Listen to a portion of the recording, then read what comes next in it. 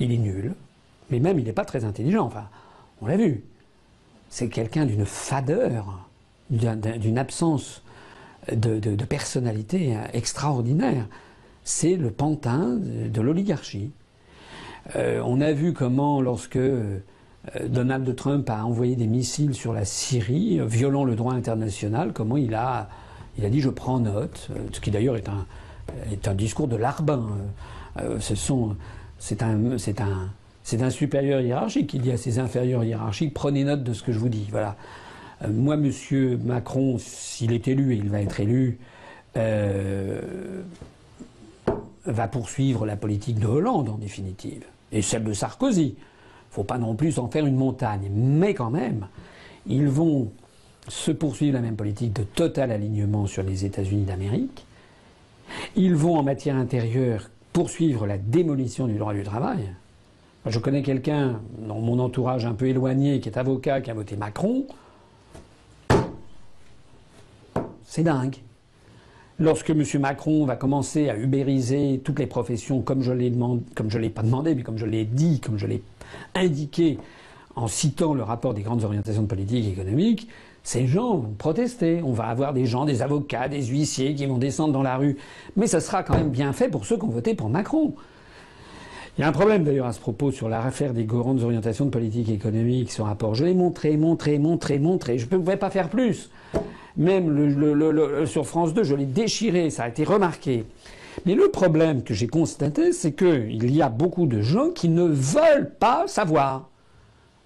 On leur dit, ils disent « ah oui, ça passe sur eux comme l'eau sur les plumes du canard ». Voilà. C'est exact, le problème, il est là. Le problème de fond. Et le pire est que c'est souvent, pas toujours, je ne vais pas faire de généralité, mais c'est quelque chose qui n'a aucun rapport avec le niveau des études. Il y a beaucoup de CSP++, comme on dit, des gens qui sont très diplômés, qui ont fait de l'enseignement supérieur, qui sont des cadres supérieurs, des professions libérales, ne veulent pas savoir. Voilà. Certains ne comprennent pas, finalement, pourquoi j'en voudrais à l'Europe. Comme si c'était une espèce de lubie un petit peu déraisonnée, voilà. Quand on leur met, on dit, lisez ça, ils disent, ah oui, très bien, et puis non, ils ne le lisent pas, ils le mettent au panier. Qu'est-ce qu'on peut faire face à ça? Le problème qu'il y a, je connais hélas notre histoire nationale, c'est que ça a toujours été ce genre d'attitude en France, parce que les Français sont un peuple très attachant sous certains côtés, très irritant sous d'autres.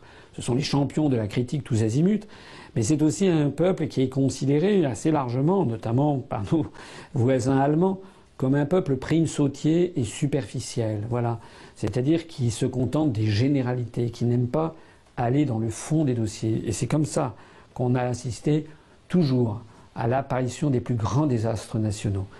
Pour répondre à cette question, donc, j'avoue que je crois que malheureusement on va assister au démantèlement du droit du travail, on va assister à la mise en pièces des professions réglementées, les artisans taxis, les commissaires, les commissaires aux comptes, les experts comptables, les huissiers, les avocats, les médecins, les pharmaciens. Ça a déjà commencé, ça va s'aggraver.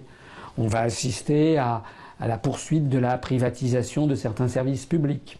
On va assister à la cession de pans entiers de notre patrimoine national à des fonds d'investissement étrangers, avec une particulière dilection pour les États-Unis probablement. On va assister à une diminution du SMIC, ou du moins une non-réévaluation du SMIC.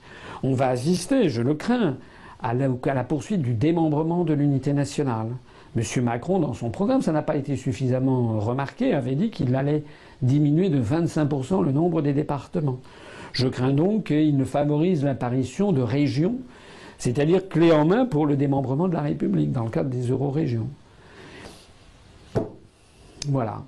Maintenant, on va assister aussi, à contrario, à la montée de la violence, la montée de manifestations. Et je pense que si on va dans cette direction, je pense que avant la fin de l'année, la France sera dans un état, dans une situation catastrophique.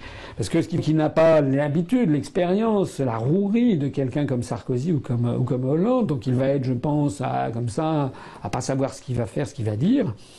Je pense que les Français l'ont senti, 23% des suffrages, compte tenu de la promotion phénoménale dont il a bénéficié pendant un an, n'est pas beaucoup. D'ailleurs, si on y intègre l'abstention, ça fait que jamais 18% des Français qui ont voté pour lui. Et là-dedans, ça veut dire que plus de 80% des Français n'en veulent pas. Et que parmi ceux qui ont voté pour lui, ce sont des gens qui l'ont fait de façon un petit peu évaporée, comme ça, parce qu'ils ont regardé, ah oui, tiens, il est nouveau, il est beau gosse, et c'est ça, et donc ils ont voté pour lui. Mais qu'est-ce que ça va refaire ensuite? Et là, s'il est élu, il va être élu par une coalition de gens qui se haïssent. Enfin, c'est peu dire qu'on se hait entre Hollande, Valls, Sarkozy, Fillon, Alain Madelin, Robert dingue, Dominique de Villepin, enfin tout ce petit monde qui grenouille avec Jean-Yves Le Drian, Ségolène Royal, tout ce petit monde qui grenouille derrière cet individu qui a 39 ans. Moi, je pense que vraiment, on risque d'avoir des manifestations, de la violence, et que la France risque vraiment de foncer dans le désastre. Voilà la seule. Je suis désolé de dire ça. Hein. J'aimerais pouvoir dire des choses plus agréables. Mais franchement, je ne vois, comme on dit maintenant, je ne le sens pas à la suite des événements.